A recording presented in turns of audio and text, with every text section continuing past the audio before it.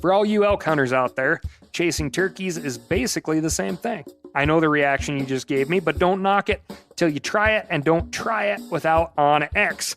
The Hunt app will not only help you find new areas on public ground, but I use it to find out landowner info to get permission on private ground that I see birds on as well. OnX Hunt has a special offer for you. Use code CAL to receive 20% off your membership at onxmaps.com/hunt and find more birds this spring. There's nothing like snook hook sets at dawn or catching a tarpon in the moonlight. Find your next fishing trip made easy on fishingbooker.com and experience the magic of the Sunshine State or any other destination on your fishing bucket list. Book a blue water adventure in search of sailfish or go snapper fishing with the kids. With over 6,000 captains and trips to choose from, planning your next one just got a whole lot easier. Download the Fishing Booker app on the Google Play or App Store, or visit them online at fishingbooker.com to book your trip today. Hey, I just sat down with the owners and operators of Maui Nui Venison. They're on a mission to balance axis deer populations on Maui while giving back to the community and run a totally sustainable operation. For folks like me who want to get your own meat but aren't always successful, you can become a snack subscriber, get some axis deer sticks sent right to your door. Visit MauiNuiVenison.com. That's MAUINUI venison.com and use promo code CAL for 20% off your first order. From MeatEater's World News Headquarters in Bozeman, Montana, this is Cal's Weekend Review presented by Steel. Steel products are available only at authorized dealers. For more, go to steeldealers.com. Now, here's your host, Ryan Cal Callahan. Black-tailed deer living in the San Juan Islands off the coast of Washington State have disappeared, and biologists think they know why.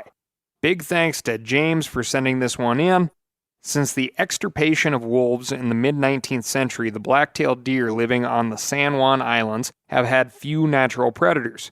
Populations have been controlled by food, limited hunting, collisions with vehicles, fawn predation by coyotes, and disease. That's according to Ken Beavis of the Washington State DNR. None of these threats were serious enough to limit deer numbers, and the population boomed until 2021. This year, however, residents and biologists are reporting that the deer have all but disappeared. The Washington State DNR believes the culprit is a deadly and contagious disease known as adenovirus hemorrhagic disease, or AHD. AHD is usually fatal, and fawns seem especially susceptible. It's spread through close contact or exposure to bodily fluids like saliva or feces. It poses no threat to people, pets, or livestock, but it looks like it's done a number on this deer population. Dense vegetation makes population estimates difficult, but Beavis reports that he usually sees dozens of deer around homes or in fields along the road. This year, he didn't spot a single deer during his 4-day trip to the islands. Residents he spoke with reported a similar drop in sightings. AHD was first identified in California all the way back in 1994. But as of 2020, it's only been found in western states like Oregon, Washington State, and Wyoming. Unlike CWD, it's not always fatal. It can kill both adults and fawns, but adults sometimes survive a bout with the disease. Biologists aren't sure how AHD arrived on the San Juan Islands, but they hypothesize it traveled in infected deer from the nearby Canadian Gulf Islands. Once in Washington State, the dense deer populations provided the perfect environment for the disease to spread. Hunters on the San Juan Islands may find success even more elusive than usual over the next few years, but I do have a few pieces of good news. First, the herd will probably recover. The Washington State DNR said that the healthier deer may have an innate resistance, and even though future outbreaks may occur, the lead vet for Washington Fish and Wildlife said the population will recover eventually. It's unclear how long that recovery process will take or what the population will look like, but the situation isn't hopeless. Second, for those hunters who do manage to bag a deer in the coming years, you should know that people can't contract AHD by consuming meat. Proper meat handling and preparation is always a good idea, but you shouldn't worry about coming down with a hemorrhagic disease after eating a San Juan Islands deer. To help spread the recovery process, the Washington Department of Natural Resources advises hunters to avoid concentrating deer with food plots or water and report sick or dead animals. Common symptoms of AHD include rapid or open-mouth breathing, foaming or drooling at the mouth, diarrhea, weakness, and emaciation. Doesn't that sound pleasant? This week, we've got, you guessed it, legislation, good and bad, as well as the crime desk. But first, I'm going to tell you about my week. And my week was, solid. I'm actually prepping to head down to the land of enchantment, aka New Mexico, one of my all-time favorite states, to take a look at, firsthand, the feral cattle and sometimes wild cattle situation. As we've covered here, New Mexico recently authorized the removal of wild cattle in the Gila wilderness by aerial gunning, as in shooting from a helicopter. I won't be doing that. Instead, I'll be saddling up with a couple of cowboys who specialize in live removal of beef, and I'm really looking forward to it. And you should be too. We'll have this captured, hopefully, in a future episode of Cal in the Field, the YouTube series that really comes from you. Ask Cal listener emails. So write in and let me know what you want to get a deeper dive into, and I'll, see about checking it out. Moving on to the legislation desk. Alaskans. We are returning to an issue we mentioned previously, the proposed amendment of Regulation 5 AAC, Chapter 92, which would allow the release of trapped wildlife back into the wild. That sounds pretty innocent, but the rule change would make trap-neuter release programs for feral cats legal in your state. As we've covered so many times, the cats aren't having sex with songbirds and small mammals, they're eating them, sometimes into extinction. These programs sustain feral cat populations and all the damage they do. You have 1 week left in the comment period, which ends March 12. Keep calling and emailing the Department of Fish and Game against changing Regulations 5 AAC Chapter 92. AJ from Ontario recently sent in an email asking us to include more Canadian calls to action. The British Columbia chapter of Backcountry Hunters and Anglers recently called on the province's Minister of Forest, Lands, Natural Resource Operations, and Rural Development not to move bighorn sheep to a limited entry hunt system in Region 4. This is the Kootenay region of British Columbia. According to Backcountry Hunters and Anglers, there's not enough scientific evidence to show that a limited entry hunt would benefit sheep populations. So, if you'd like to weigh in on this subject, send an email to the Honorable, that's honorable with an O-U, Katrin Conroy, the minister overseeing the matter, at flnr.minister@gov.bc.ca. Moving on, Mississippians. Keep your eye out for the House version of Senate Bill 2506, which would create a 3-day traditional archery or crossbow-only antlered deer hunt every September in the Magnolia State. I don't personally understand the apples to kumquats weapons combination, but I don't spend a lot of time in Mississippi. This bill passed the Senate and, as of this recording, is in committee in the House, so call your reps in support of SB 2506 if you want a few more days of going after deer with a bow and arrow. Or a, bow and arrow that you turn sideways and sit on your lap. Nebraskans, watch out for LB 1135, which would limit conservation easements in the Cornhusker State to a period of 99 years and significantly expand the authority of local planning agencies to reject proposed easements. If you want to put your land into conservation easement and you don't consider 99 years a legacy, call your reps to oppose LB 1135. New Yorkers. S7747 would allow youth hunters ages 12 through 16 and senior hunters ages 55 and over to hunt with a crossbow during special archery seasons. This bill's target is to reduce the barrier to entry for older and younger hunters. That one is S7747. Oregonians, forgive us. We neglected what's happening over there in the middle upper left-hand corner of the country, and the legislature's session ends tomorrow. Better late than never. Call tomorrow, bright and early, on the following bills. HB 4130 will fund wildlife corridors. SB 1546 establishes the Elliott State Research Forest. HB 4127 requests a general fund appropriation to the Wolf Management Compensation and Proactive Trust Fund. And HB 4080 would renew the Predator Control District program. Finally, Initiative Petition 3, aka IP3, would make hunting, fishing, trapping, and raising livestock against the law in the Beaver State. It might sound absurd, but the fringe becomes mainstream with enough time and energy and money. So make sure you know what you're up against. Get registered to vote if you haven't been already. And when this initiative pops up, make sure you get out there and vote against it. I don't understand how they want people to eat food. If you like food, be prepared to vote. Vermonters. The Department of Fish and Wildlife has proposed issuing 100 moose hunting permits in Wildlife Management Unit 3 to thin the herd and bring the number of winter ticks down, which would make life a lot better for the moose. If you want to learn all about ticks and moose, go back to episode 117 of the Week in Review and get ready to shudder. This new hunt would be up in an area called the Northeast Kingdom. Now, doesn't that sound whimsical? In order to get there, you have to climb up Rapunzel's hair. Hunting moose in a place called the Northeast Kingdom, you got to cross a drawbridge to get there. I've had enough fun with this, I'll admit. You have until March 31st to email anr.fwpublic comment at vermont.gov or call 802-828-7498 in support of this hunt. And let's finish up, not with a call to action, but with a job well done for you folks in Arkansas who last month celebrated the decision by the state legislature to keep the Pine Tree Research Station, a key piece of public lands in the state, open to hunting.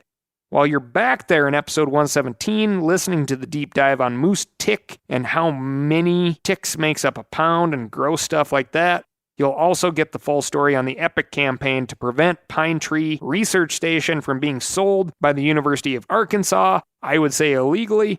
This battle to hold on to this 6,300 acres of public hunting and to keep it open for hunters to use and enjoy has been years in the making. So I know you can take 2 minutes and make at least one phone call by the end of the show and just say thank you. You did something good. Moving on. The poaching desk has been busy. In February last year, 22-year-old Trevor Istray of Jennings, Louisiana, chose to celebrate Mardi Gras not by, burying his chest for strangers' plastic beads, but by going out and shooting geese from a parked car on a public road. The geese happened to be on private ground, too. A member of the U.S. Fish and Wildlife Canine Team happened to be in the vicinity, and after pursuit, Istray and 3 other subjects managed to get away. Investigators eventually caught up with the group, and Istray pled guilty this month to taking migratory birds with the aid of a motor vehicle during a closed season and in violation of state law. He will pay $3,000 in fines, serve 5 years of probation, and lose hunting privileges for 3 years.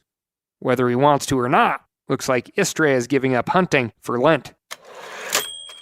Istray and his crew are small potatoes compared to Richard LeBlanc and company, a group of poachers recently sentenced in Montana's district court.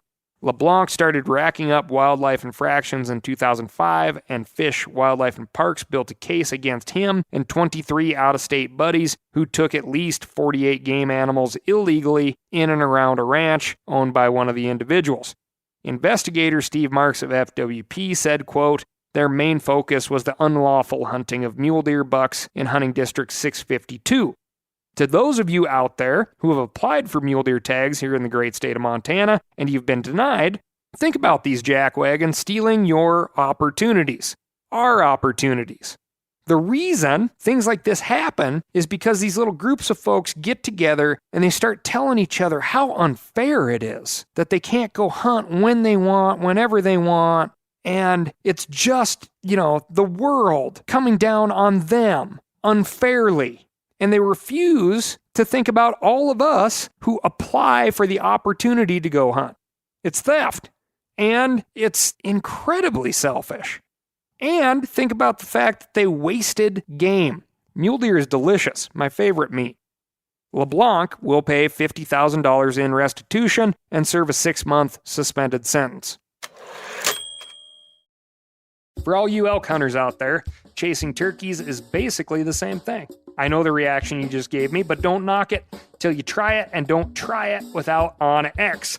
The Hunt app will not only help you find new areas on public ground, but I use it to find out landowner info to get permission on private ground that I see birds on as well. OnX Hunt has a special offer for you. Use code CAL to receive 20% off your membership at onxmaps.com/hunt and find more birds this spring. Now, a lot of you guys are familiar with the old hunting tradition of eating, some organ, the heart or a chunk of liver off the first animal you kill. I had that when I was a little kid, and it was a big deal. Organ meats were always prized by frontier people who knew the importance of getting a lot of different minerals and nutrients. And as often is the case, those guys were onto something, because organs are among the most nutrient-rich foods on the planet. And you can get the same benefits your ancestors craved via convenient daily capsules from Heart and Soil, made exclusively from regeneratively raised, grass-fed, and finished cattle. Heart and Soil's unique freeze-drying process means all those important nutrients are trapped in, ensuring you experience every one of the benefits of nature's superfood in a clean, convenient, taste-free capsule.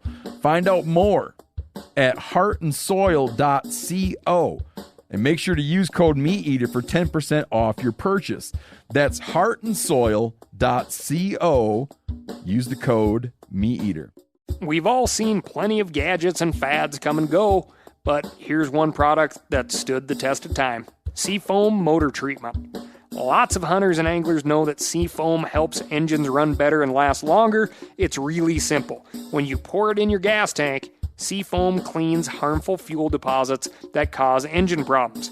I'm talking common stuff like hard starts, rough engine performance, or lost fuel economy. Seafoam is an easy way to prevent or overcome these problems. Just pour a can in your gas tank and let it clean your fuel system. You probably know someone who has used a can of Seafoam to get their truck or boat going again. I guarantee you've listened to them, because I use it regularly. People everywhere rely on Seafoam to keep their trucks, boats, and small engines running the way they should the entire season. Help your engine run better and last longer.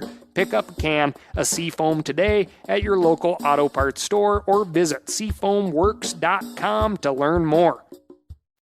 Moving on to the international scene, DNA evidence is now being used to track elephant poaching networks running from West Africa around the globe. Until now, when law enforcement officials caught one ivory smuggler, they had to rely just on the limited physical evidence in front of them. But now, an international team of scientists and wildlife crime investigators has built a DNA sampling database to match seized ivory back to the individual animals it was poached from, even identifying single elephants whose tusks have been traded multiple times. This has allowed them to ID poaching hotspots and trace transit and distribution routes. They are now using this info to disrupt and prosecute much larger, more coordinated poaching operations, rather than just playing whack-a-mole with individual parts of those networks. Over in Zambia, a new analysis of the wear patterns in lion teeth has revealed the widespread use of snares to poach the big cats. In 2007, UCLA biologist Paula White noticed captive lions gnawing on the wires of their caged enclosures. And when she examined their teeth, she recognized a distinctive groove she had observed in the canine teeth of several wild lion skulls. If you think about that, it's pretty wild, right? Canines inside of big cat skulls. It's a terrible joke, but I thought I'd point it out anyway. White and her team determined that the grooves in the teeth of the wild cats came from attempting to chew themselves free from wire snares. In a recently published study in the journal Frontiers in Conservation Science, they write that 37% of adult male lions and 22% of adult male leopards in the study area showed this tooth wear pattern, suggesting widespread non-lethal snaring. And it's hard not to think that a lot of lions were also killed this way and not recovered. Next up, some poaching that you may not think about: exotic cactuses. Cactus theft has been exploding across the West, especially West Texas, home to some of the world's rarest and most exotic specimens.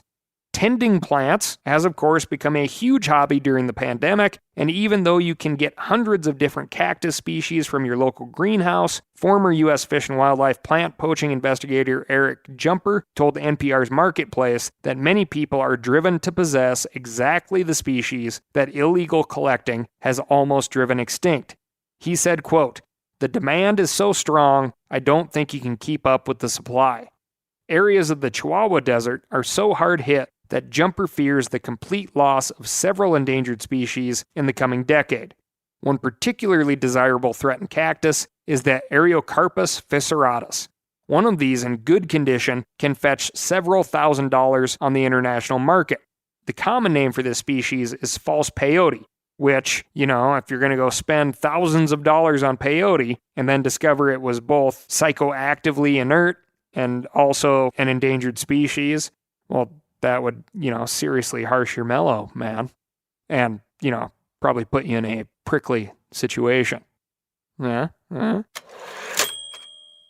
stateside to our bread and butter, 41-year-old Shiloh Berry of Helena, Montana, was recently sentenced to $12,000 in fines and restitution, a 5-year suspended prison sentence, and a lifetime hunting ban for poaching a trophy moose in 2019. Montana is a state that uses Boone and Crockett scoring to calibrate its punishments. Higher scoring bulls, bucks, and bears lead to a stiffer penalty. The moose Berry poached had a rack 56 inches wide, which, if you stood that up, would be as tall as gymnast Simone Biles, and a gross score of 167, net score 145. You could say in the state of Montana, you let the punishment fit the taxidermy. Berry was caught with the help of 2 anonymous tips to the FWP poaching hotline. That's 1-800-TIP-MONT, TIPMONT.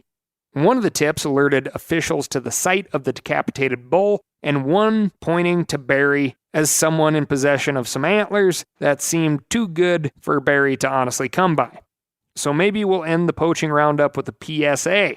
That's a public service announcement. Those hotlines are there for a reason. If you see something fishy, call it in, and maybe you'll bag a trophy-sized poacher. The tipsters do get a reward for information that leads to prosecution. Side note on this one, this dude who poached this moose is only 41 years old. Just for the record, I'm 39. I feel I have my entire life ahead of me, and I just cannot fathom a world in which I could not hunt. It would be devastating. So think twice about this, trophy in hand if you're not coming by it honestly. Moving on to the ice desk. The opening day of Pennsylvania's trout season is still weeks away, but many lakes throughout the state have been closed to all fishing of any species. Thanks to Ryan from Pennsylvania for bringing this one to our attention. Every year, Pennsylvania's Fish and Boat Commission stocks streams and lakes with trout in preparation for opening day. If you live in the Keystone State, you know that opening day is a big deal. Ryan says he and his family consider this event a holiday and a tradition. They call it Fishmas. As you can imagine, Pennsylvania fisheries managers want to make sure folks have a great experience on Fishmas. Towards that end, they've prohibited all fishing on trout-stocked waters for 6 weeks prior to opening day, from February 21 to April 2. Some lakes are accepted from this policy, but many are not. This bars anglers from fishing for other species on bodies of water stocked with trout. In addition, these lakes are still iced over at this time of year, so ice anglers are losing a large portion of their season. Ryan reached out to his area fisheries manager, Timothy Wilson, for further explanation. Wilson told him that the state had previously allowed anglers to target other species in the lead-up to the trout opener. Under this policy, if anglers caught a trout by mistake, they could throw it back without getting in trouble. Unfortunately, according to Wilson, a small number of people would intentionally target trout for catch and release. The state's theory is that the heavy catch and release action acclimated trout to lures, and anglers on opening day reported not being able to catch as many fish in lakes across the state. Like an empty stocking on Fishmas. You get it? That one's a thinker. This quote is from Pennsylvania fisheries manager Wilson. We were producing outstanding fishing for a few anglers at the cost of very poor fishing for everyone else. Wilson told Ryan in his email, "This is not the purpose of our stocked trout program." I can see both sides of this one. As Ryan pointed out, this is sort of like banning archery hunting so that rifle hunters will have a better opening day experience. Not a perfect analogy, but you get the idea. It also seems unfair to prohibit fishing for 6 weeks so people can have a good experience on a single day. Maybe Pennsylvania wildlife officials should focus on catching the bad apples rather than punishing anglers who want to fish as often as possible while targeting the appropriate species. But to do that, the Pennsylvania Fish and Boat Commission needs funding. Where do they get that funding? By selling fishing licenses. In 2021, fishing licenses generated a revenue of $21 million in Pennsylvania. I don't know how many of those licenses were sold to people hoping to catch a bunch of trout on opening day, but I'd bet my hat it's a decent percentage. Furthermore, what percentage of opening day anglers are not after opening day anglers? Does a poor opener affect next season's license sales? Wildlife officials are responsible for managing wild animal populations and habitat in a science-based manner. But if they want to keep their jobs, they must also make sure people have a good time in the outdoors. People who have good times in the outdoors buy hunting and fishing licenses, which provide part of the funding for their conservation work. So, what's the right call? If you live in Pennsylvania, that's up to you. Do what Ryan did and get in touch with your fisheries manager, let them know where you fall on this issue, and be a part of the wildlife management process in the Keystone State. I don't totally buy this reasoning. I am thinking that the answer likely lies in a bum batch of hatchery stock, or even a serious predator invasion in some of these lakes, but perhaps the other thing that you can do is, if you're listening and you're like, boy, I caught and released a bunch of trout, and so did my buddies, maybe say like, hey, we should just target perch, bluegill, and other real good eating fish when trout season's closed. Moving on, prairie chickens. Back in 2021, the U.S. Fish and Wildlife Service proposed listing the lesser prairie chicken under the Endangered Species Act. They proposed listing one of these grouse populations as threatened in Kansas and Oklahoma, while the population in New Mexico and West Texas is set to be listed as endangered. When a species is listed under the Endangered Species Act, it's illegal to kill that animal, obviously, so companies doing work that might harm an endangered species must apply for an incidental take permit. When they apply, it has to be supported by a habitat conservation plan. Basically, this means that if a bulldozer owned by an oil company mows down a covey of grouse, that company is shielded from penalties and lawsuits. That doesn't mean they get away with it scot-free. They're shielded from penalties because they've made an investment in the continuation of that species. In the case of the lesser prairie chicken, the U.S. Fish and Wildlife Service is asking for public comment on a new habitat recovery plan for the oil and gas industry to help conserve the chicken in New Mexico and Texas. I'll spare you the details, but these are the basics. Under the rule, oil and gas companies would sign up for the Habitat Conservation Plan developed by another company called LCP Conservation.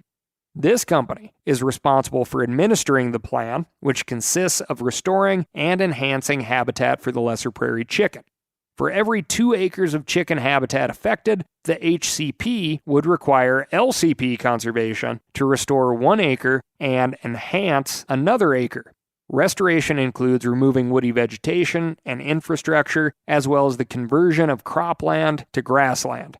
Enhancement includes maintaining quality chicken habitat using methods like prescribed burning and grazing. The guy in charge of LCP conservation, Wayne Walker, told the AP he wants to identify ideal chicken habitat and pay landowners a fair market price to conserve that habitat. He's also looking to conserve a continuous chunk of land rather than a patchwork of regions. There's more to unpack here, but at first glance, I like this plan because it focuses on lesser prairie chicken habitat rather than sheer population numbers. There's a 30-day comment period on this new rule, which ends March 14. To check out the rule and post a comment, visit federalregister.gov and search 2021-N195. Now, I don't want you to get confused with something I brought up in previous episodes, which is a similar plan, but very different, for the sage grouse in Wyoming. That plan allows companies to mitigate the destruction of sage grouse by raising and releasing birds. As you can imagine, hardly any of these birds survive long enough to make it to the wild, let alone long enough in the wild to make new birds. This completely ineffective approach allows industry to kick the can, or this incredibly awesome bird, down the road until quite possibly we get to a point where people cannot hunt for any species, let alone shed antlers, run cattle on, or disturb in any general way an area where sage grouse may possibly be. Why? Because we sat back until the incredibly cool, tasty bird was on the endangered species list instead of being proactive about it. Stupid, Wyoming. I love the state of Wyoming, but this is just jackassery. I have pulled some punches previously on this podcast, but boy, if you like to rip around on a motorbike, hunt, or even make a living grazing cattle out in the big prairies of Wyoming, you have got to call right in and make a stink over SF61. To be crystal clear, this bill, if allowed to continue, allows people to go out and take sage grouse eggs off the ground, and keep in mind these are game birds, and attempt to rear them to a releasable size, then place them back on the landscape, which is completely foreign to these birds. They have no education in regards to predators. A similar study done in the state of Idaho proves that even for a short period of time, only 4 to 8% of captive birds released on the landscape will survive as long as 6 months, which, if you believe in math, you could just say they don't survive in the wild long enough to bolster a population. They cannot be replaced. You absolutely should not be stealing wild bird eggs. Again, vote no on SF61. That's all I've got for you this week. Thank you so much for listening. And remember, spring's coming on. Go to www.steeldealers.com to find a local, knowledgeable, fantastic steel dealer near you. He's going to tell you how to trim those nasty cottonwood trees, get you set up with what you need, and won't send you home with what you don't. And most importantly, write in to ASKCAL, that's Ask Cal, at themeateater.com, and let me know what's going on in your neck of the woods. Thanks again, and I'll talk to you next week.